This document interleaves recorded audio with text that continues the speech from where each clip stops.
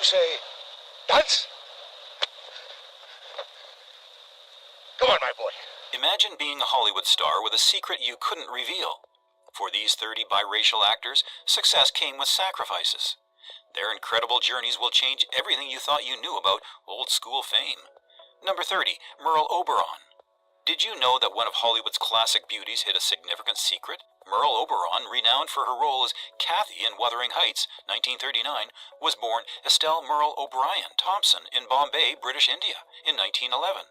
Her mother, Charlotte Selby, was of Sri Lankan and Maori descent, while her father was British. In an era where biracial heritage could hinder an acting career, Oberon concealed her background by claiming to be from Tasmania, Australia, asserting that her birth records were destroyed in a fire, a fabricated story to mask her true origins. She even went as far as coaching her mother to pose as a servant to maintain the facade. This depiction allowed her to navigate Hollywood's racial prejudices, leading to a successful career and an Academy Award nomination for Best Actress in The Dark Angel, 1935. Her true heritage remained undisclosed until after her death in 1979. Please don't have another heart attack. I didn't expect you. But I told you I'd be here, Number didn't 29, Lena Horne. Ever wondered how a jazz singer became a civil rights icon? Lena Horne, born in 1917 in Brooklyn, New York, was of African American, Native American, and European descent. She began her career at the famed Cotton Club in Harlem at just 16 years old, where her light skin tone, a result of her mixed heritage, both aided and complicated her journey. Horne's talent and beauty led her to Hollywood, where she became the first African American woman to sign a long-term contract with a major studio, MGM. However, she often faced typecasting and discrimination, with her scenes sometimes cut for Southern audiences. What you want him to love ain't nobody's angel child, and he Number 28, Dorothy Dandridge. Did you know the first African American woman nominated for a Best Actress Oscar had a complex heritage? Dorothy Dandridge, born in 1922 in Cleveland, Ohio, was of African American, Native American, and European descent. She began performing at a young age with her sister in the Wonder Children act, later known as the Dandridge Sisters. Her mixed heritage contributed to her stunning looks, which both opened doors and presented challenges in a segregated Hollywood. Dandridge's most iconic role was as the lead in Carmen Jones, 1954, which earned her an Academy Award nomination for Best Actress, the first for an African American woman in that category. What will you have? whiskey, double, straight. Number 27, Anthony Quinn. Did you know that Zorba the Greek was portrayed by a man with Mexican-Irish roots? Anthony Quinn, born Antonio Rodolfo Quinn Oaxaca in 1915 in Chihuahua, Mexico, was the son of Manuela Oaxaca, of Mexican Indian descent, and Francisco Quinn, who was half Irish and half Mexican. This rich cultural heritage allowed Quinn to authentically portray a wide range of ethnic characters throughout his career. He won 2 Academy Awards for Best Supporting Actor, first for his role as Eufemio Zapata in Viva Zapata, 1952, and then as Paul Gauguin in Lust for Life, 1956. Beyond acting, Quinn was a talented painter and sculptor, often stating, "Art is my ethnicity." Number 26, Sasui Hayakawa. Imagine being a Japanese actor who became one of Hollywood's first heartthrobs. Sasui Hayakawa, born Kentaro Hayakawa in 1886 in Chiba, Japan, broke racial barriers in early cinema. He gained fame with his role in The Cheat, 1915, where his intense performance captivated audiences, making him a matinee idol. At the height of his career, Hayakawa was one of the highest-paid actors in Hollywood, earning $3,500 a week, a staggering sum at the time. Despite facing typecasting and racial prejudice, he maintained a successful career in both the U.S. and Europe. His portrayal of Colonel Saito in The Bridge Over the River Kwai in 1957 earned him an Academy Award nomination. Number 25, Anna May Wong. Did you know Hollywood's first Chinese-American star had German ancestry too? Anna May Wong, born Wong Liu Song in 1905 in Los Angeles, was the daughter of a Chinese father and a mother of German descent. Her unique heritage and striking beauty helped her stand out in early Hollywood. Wong began acting in silent films and quickly rose to fame with roles in movies like The Thief of Baghdad in 1924 and Shanghai Express in 1932. Wong once said, "I was so tired of the parts I had to play." Number 24, Hattie McDaniel. Did you know the first African-American to win an Oscar faced segregation at the ceremony? Hattie McDaniel, born in 1893 in Wichita, Kansas, was of African-American and Native American descent. She made history with her portrayal of Mammy in Gone with the Wind, 1939, earning the Best Supporting Actress award. Despite this achievement, McDaniel was subjected to racial discrimination. She was required to sit at a segregated table at the back of the awards venue, the Ambassador Hotel in Los Angeles, which had a strict no blacks policy at the time. McDaniel once remarked, "I'd rather play a maid than be one," addressing criticism for her portrayal of stereotypical roles. How do people get money? I know how to get some more money.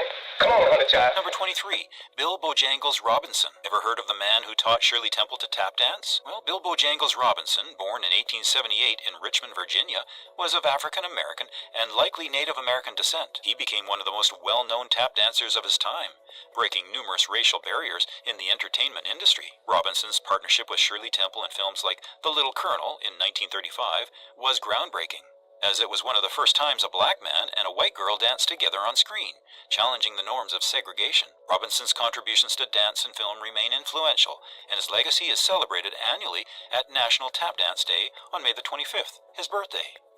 Number 22, Sidney Poitier. Did you know the first black man to win a Best Actor Oscar was once rejected for his accent? Sidney Poitier, born in 1927 in Miami, Florida, to Bahamian parents, had a mixed heritage that influenced his unique perspective.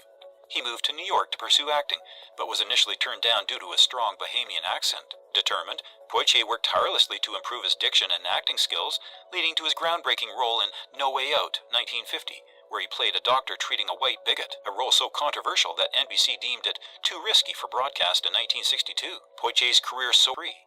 He once said, "I felt very much as if I were representing 15, 18 million people with every move I made." So this is Johnny Farrell. I've heard a lot about you, Johnny Farrell. Number 21, Rita Hayworth. Did you know that one of Hollywood's most glamorous redheads was born Margarita Carmen Cancino? Rita Hayworth, born in 1918 in Brooklyn, New York, was the daughter of a Spanish flamenco dancer and an Irish-American mother.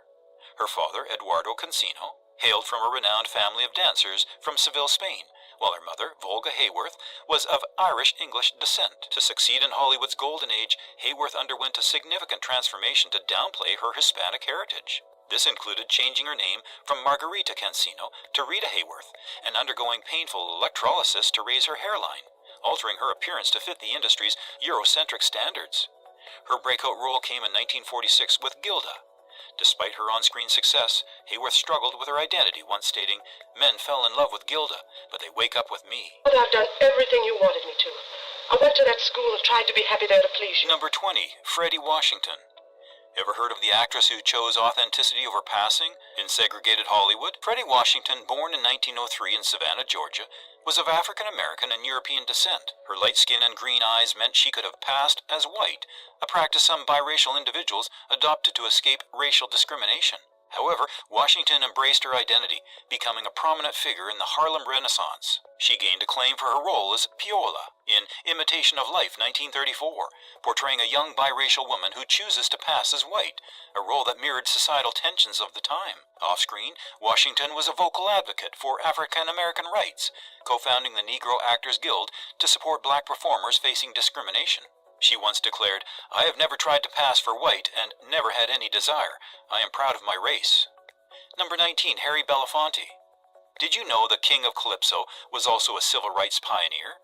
Harry Belafonte, born in 1927 in Harlem, New York, to a Jamaican mother of African and Scottish descent and a Manteguian father, brought a rich cultural heritage to his artistry. He popularized Caribbean music with hits like Day-O, the Banana Boat Song, and became the first African American to win an Emmy. Beyond entertainment, Belafonte was deeply involved in the civil rights movement, serving as a confidant to Dr. Martin Luther King Jr., and financially supporting the movement. He once said, "Artists are the gatekeepers of truth."